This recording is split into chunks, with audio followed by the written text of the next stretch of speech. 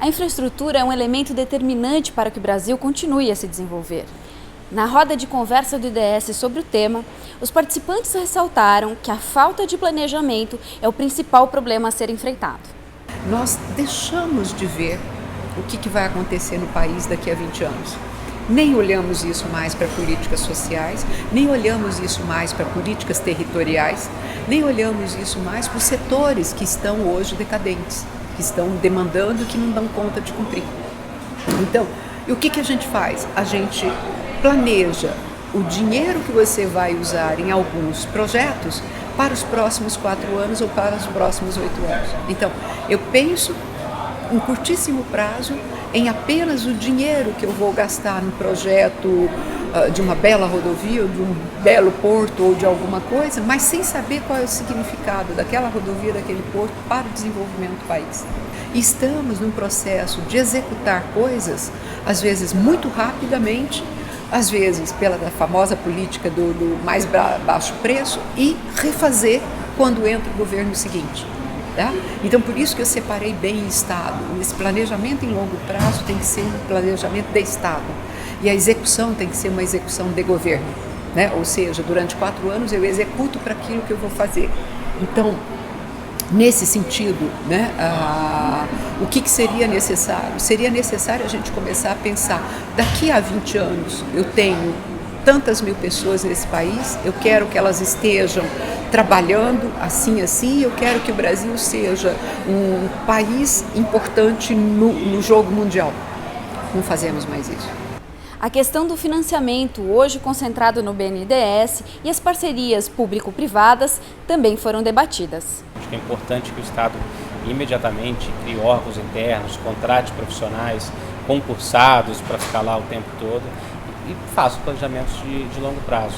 O que a gente precisa é investir em projetos. Custa você fazer um projeto, mas quando você faz um projeto, o seu resultado final é muito melhor. Hoje a gente licita projetos via concessões, via parcerias, que não tem todo esse planejamento, então não tem todas as informações. Então são projetos que têm maior risco. E aí, por ter maior risco, você tem uma dificuldade de atrair investidores, uma dificuldade de atrair financiamento para esses projetos. Então o governo acaba ele sendo o financiador, o que é ruim, porque o governo não tem dinheiro para todo mundo.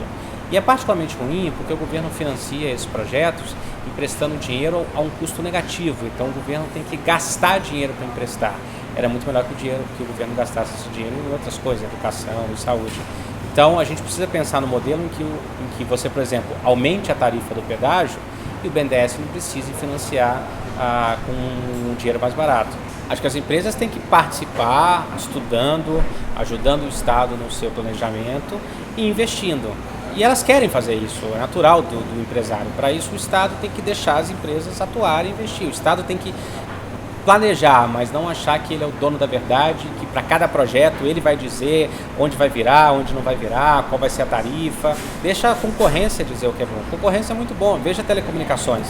Quando o Estado fazia tudo, os nossos serviços de telecomunicações, para quem lembra, eram muito ruins e muito caros. Hoje eles não são a maravilha, mas são muito melhores do que eram antes e muito mais baratos do que eram antes. Então o Estado tem que focar em educação, em saúde, em planejamento e deixar o setor privado fazer os investimentos em todas essas áreas de infraestrutura. Eu diria, eu sou mais Estado, tá? E menos empresa, mas não que cada um não tenha o seu papel. Como ponto de discordância entre os debatedores, esteve a relevância que se deve dar às questões ambientais na realização de projetos. Eu penso que toda grande obra, ela vai demandar e ela vai provocar repercussão ambiental. E essa repercussão, essa modificação é que tem que ser minimizada, mas minimizada de verdade. Tá? E não apenas dizer, bom, vamos fazer isso, quem sabe um dia, daqui a 10 anos, e enquanto isso a gente vai reestruturando a economia do país, vai reestruturando o território e provocando grandes impactos mesmo. Sim, a gente tem sempre que avaliar e considerar os impactos ambientais, e se os impactos ambientais forem muito grandes, eventualmente não realizar certos projetos. Agora, isso num contexto macro, analisando quais são os impactos ambientais e socioeconômicos de não fazer o projeto. Então, quando eu não construo, não duplico uma rodovia, eu estou tendo mais trânsito, eu estou tendo mais poluição, eu estou tendo perda de alimentos. Então, isso tudo tem que ser considerado e aí a gente vai fazer, as pessoas competentes fazem uma escolha. Mas também analisar o que acontece quando eu deixo de fazer um projeto, né? Gostou do giro pela roda de conversa?